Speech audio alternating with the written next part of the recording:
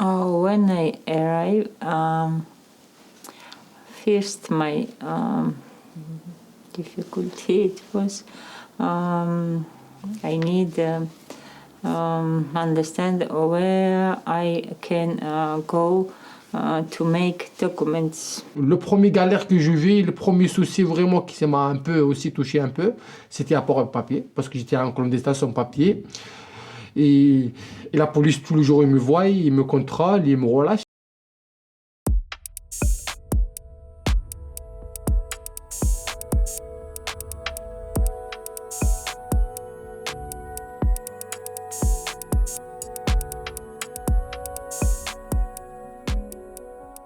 J'ai resté 4 ans pour trouver un papier. Et j'ai déjà passé à OFPRA. Ils n'ont pas accepté, ils ont refusé. Et j'ai passé à CNDA aussi, ils ont refusé. J'ai resté comme ça, sans ce papier. J'ai pleuré, j'ai prié pour Dieu et tout ça. Parce que j'ai envie de rester en France, c'est ma vie. En fait, tu as plusieurs étapes. Quand tu veux déposer une demande de titre de séjour étranger malade, il faut d'abord que l'OFII étudie ta demande et l'OFII va émettre un avis. C'est-à-dire que ce n'est pas une décision, c'est un avis. Soit c'est favorable, soit c'est défavorable. Je suis allé directement au département. Arrivé au département, j'ai rencontré une dame.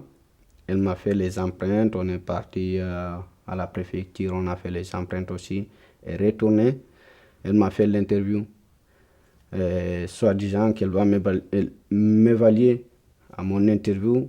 Est-ce que je suis mineur ou je suis majeur ou comment? Parce que je n'ai pas de papier.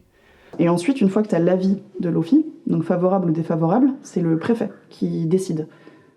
Donc ça veut dire que le préfet a tout à fait la possibilité d'aller contre l'avis de l'OFII. C'est le préfet qui est décisionnaire. Et après, c'est seulement à ce moment-là, une fois que la préfecture a pris position, que là, tu sais si tu peux avoir un titre de séjour ou pas. Et sinon, il y en a, même aujourd'hui, dans leur choix, ils peuvent nous faire retourner dans notre pays aujourd'hui. Et moi-même, j'ai beaucoup la chance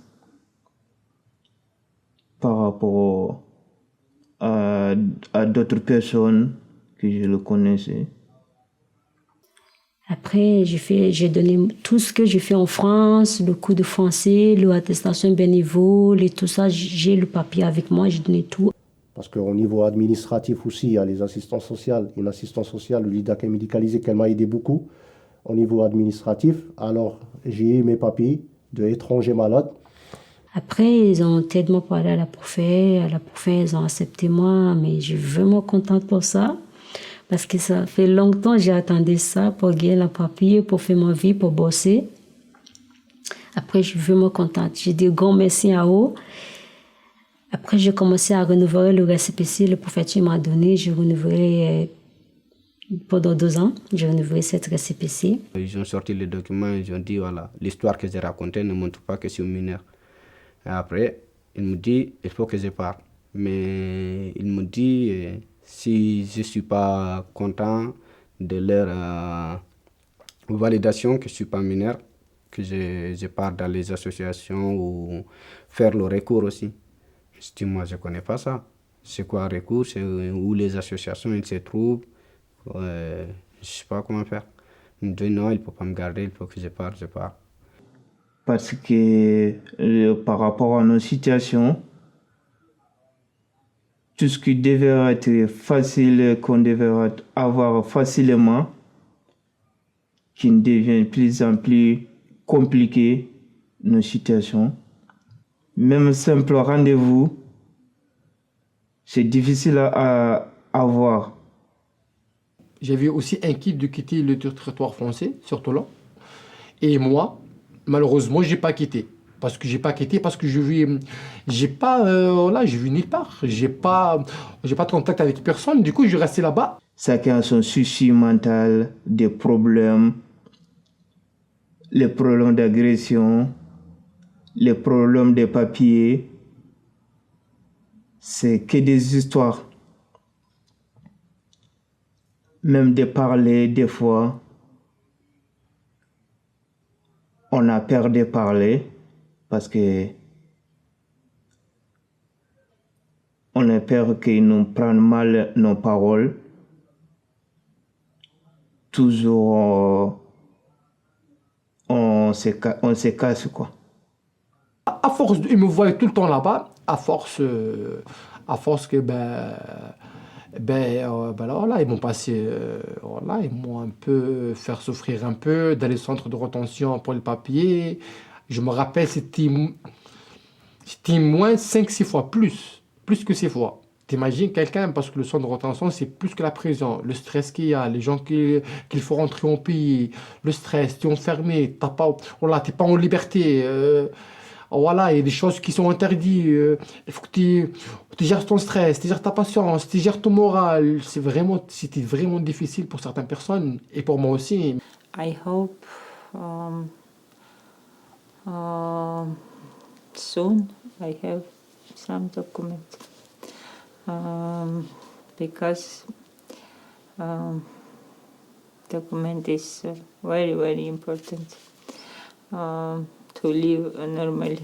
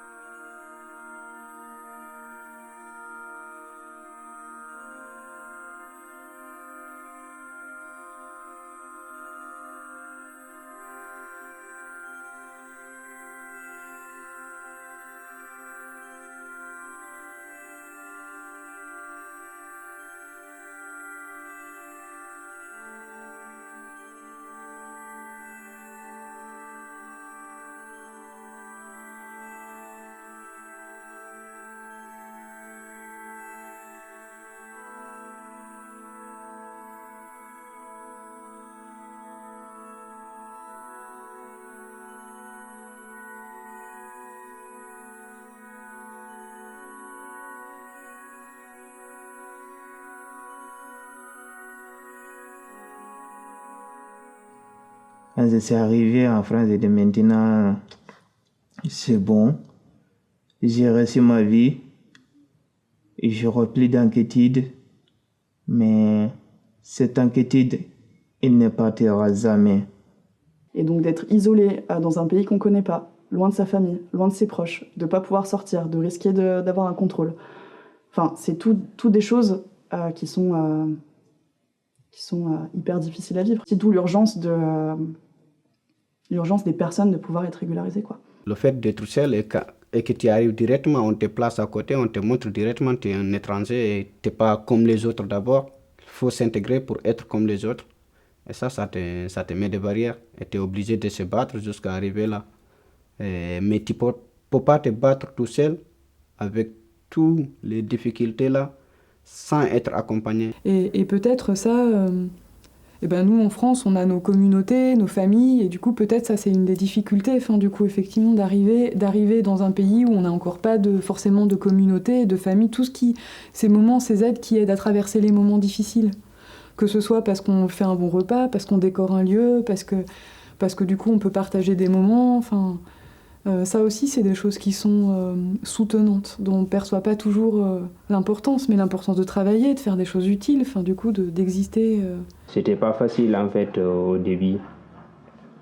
J'ai resté comme ça, placé dans les familles d'accueil, jusqu'à je suis inscrit à l'école. Parce que j'avais venu ici à l'âge de 14 ans, là j'ai 17 ans là. Depuis que j'ai commencé à aller à l'école, là-bas, ça allait un peu mieux. Mais avant, je dormais, regardais des vidéos, que ça. Je connaissais pas où se trouve le terrain de foot, ni rien, je connaissais rien moi, ici. J'étais enfermé juste pendant plusieurs mois. Et il y a qui nous cherche, qui cherche une petite esquisse de nous trouver, de nous accuser. Du coup, tout ça, pour inviter tout ça, bah, on se casse. On ne veut pas avoir des histoires parce qu'on n'aura jamais raison. Il y a eu des personnes qui m'ont fait part de racisme dans ce qu'elles ont pu, dans les personnes, les pros qu'elles ont pu croiser. Le climat dans lequel on arrive de l'étranger aujourd'hui, quand on vient des pays du Sud en particulier, c'est un climat de suspicion. C'est-à-dire qu'on nous regarde avec un regard de qui es-tu? Est-ce que tu es dangereux? Est-ce que tu viens nous remplacer? Viens profiter d'ici, etc.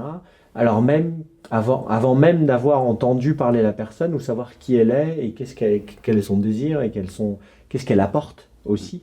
Et ça, je crois que ça fait beaucoup de mal en fait.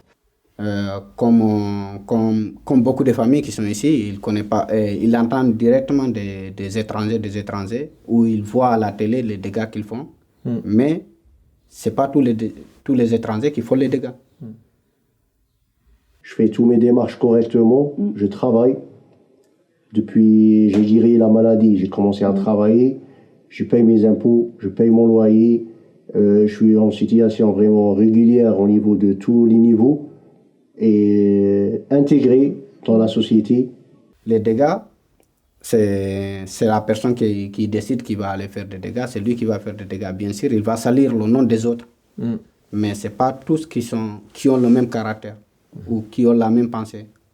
Moi, si d'autres ils ont le pensée là, moi, je n'ai pas cette pensée-là. Je fais mon travail aussi bénévolat en plus de mon travail à l'hôpital. Je travaille, comme je t'ai dit tout à l'heure, au Secours populaire, et que je suis venu, je parle même pas un mot français, et là je parle bien le français, je connais la culture française, je connais beaucoup des lois françaises, j'arrive à chanter même des chansons par cœur en français, avant j'arrivais même pas à faire ça, et avec tout ça, il me fait des problèmes au niveau administratif pour avoir mes papiers, par exemple là au niveau de renouvellement. Ça fait presque 1 an quand j'ai fait une demande de renouvellement, changement de statut, et je suis toujours avec un récépissé. Toujours, depuis ce jour-là. Et en fait, ce que je constate aujourd'hui, moi, c'est que les conditions d'accueil se dégradent toujours un peu. Depuis une vingtaine d'années que je fréquente ce milieu-là et des personnes qui sont en mouvement internationaux, les conditions sont de moins en moins bonnes. L'évolution politique sur ces questions-là, qu'elle soit sur l'immigration et sur le social en général, va clairement pas dans le bon sens. Ouais. Et c'est quelque chose qui m'inquiète grandement en tant que citoyenne, en tant que travailleuse sociale. Et voilà. Donc tant que j'arriverai, je pense, moi, à m'y retrouver en accompagnant les personnes à pouvoir avancer, etc., je ferai ce que je peux. Et peut-être qu'à un moment donné, ce sera trop et je ferai autre chose. Parce que c'est une violence pour les gens accompagnés, c'est une violence pour les professionnels. Si on arrive à améliorer les conditions d'accueil, on aura des gens qui seront mieux accueillis, qui seront mieux ici, et en fait tout le monde sera gagnant. C'est ça qui serait intéressant de faire passer comme message en fait. Mais est-ce que ça sera possible? Jamais complètement, mais en tout cas qu'on essaie de tendre vers ça. Plutôt que de voir l'autre comme un danger, voir l'autre comme une amélioration pour notre pays, possible, en tout cas un cadeau, quand bien même il arrive avec ses défauts aussi, mais quelqu'un qui va contribuer à ce qui se passe ici, et il va d'autant mieux contribuer qu'on va mieux l'accueillir, quoi. Mais je pense c'est bien les gens qui sont ici, qui comprennent ce sens-là, qui aident les gens qui arrivent à l'extérieur pour s'intégrer dans la population et vivre comme les autres, qu'il n'y a pas de différence ou dire que parce qu'on vit tous et on mourra tous. Voilà. Mais je ne sais pas.